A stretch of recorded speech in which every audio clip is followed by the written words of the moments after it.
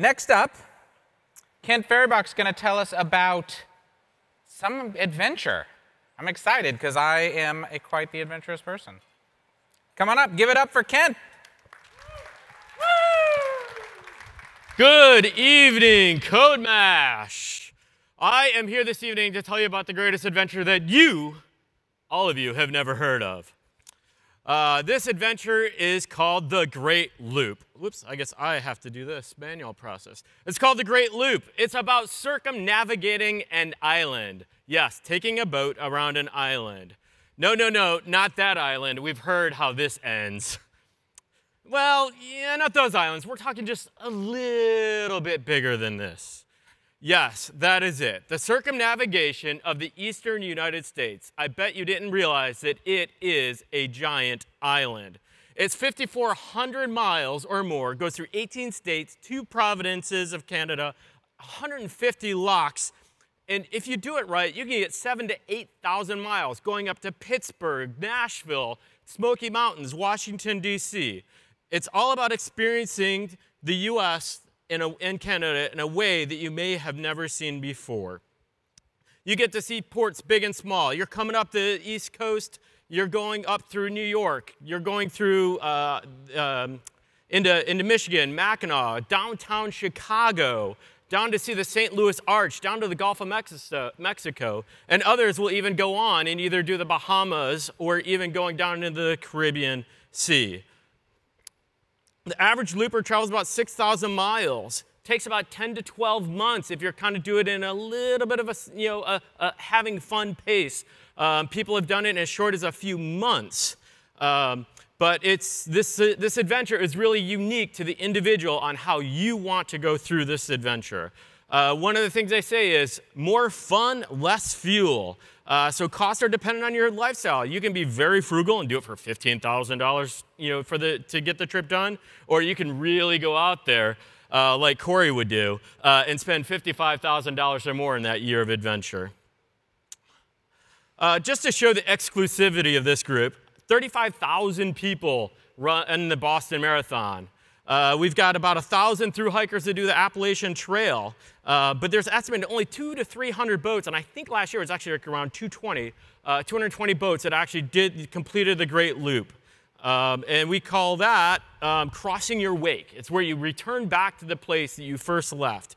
Planning can be 10 months, 10 months to 15 years. There's people that look at this as being like, hey, when we retire someday. It doesn't take a lifetime of experience to have the experience of a lifetime. So you don't have to be the salty, crusty old captain that's been sailing since he was 6 months old. It really is something that with a moderate amount of education and planning that you can do it. You can do this. So the vessel, what does it take? Well, I'm sorry, Johnny Depp. The old Black Pearl can't do it. But believe it or not, this boat did it. This watercraft is doing it. And this boat did it. And all of these did it. So what does this say? There's no perfect boat. There's just a perfect boat for how you want to do it. One of the things that you look at is, what can I do? What is the smallest boat I can be comfortable with for my lifestyle, rather than what's the biggest boat I can afford? It will change the way that you're able to experience the Great Loop. Again, we want to have fun, not put our money into fuel. So what does a looper look like? Most loopers, yes, are older white people. But that trend is changing. As technology changes, as awareness is changing, and as the ability to work from other places changes, it's changing. So I want to give a couple of examples. Katie and Jesse, they were best friends in their 20s and said, yeah, this sounds like fun. They bought a 27-foot sailboat for $3,500, spent a couple of months getting it ready, and they headed out on the loop in September of 2012, crossed their wake in 2014. Sherry and Chris, these two we love watching these two on YouTube. They are doing the loop in their 47-foot Bayliner, no previous boating experience beforehand.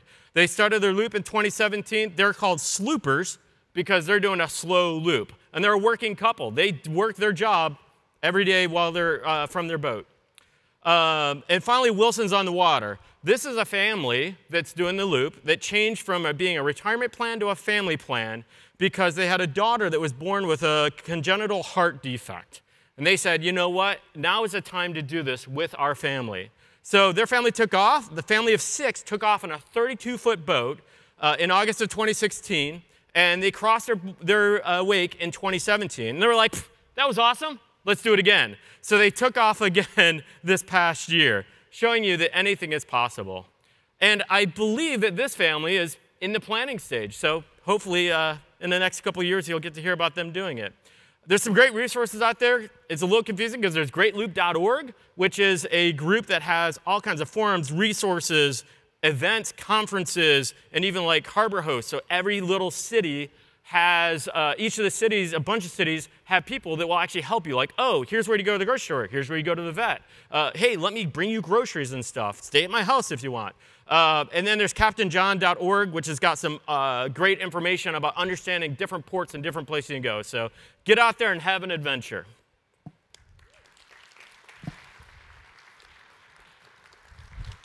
Awesome. Hey, I just go around the block. It's a little bit easier. I'm a looper, sometimes slooper.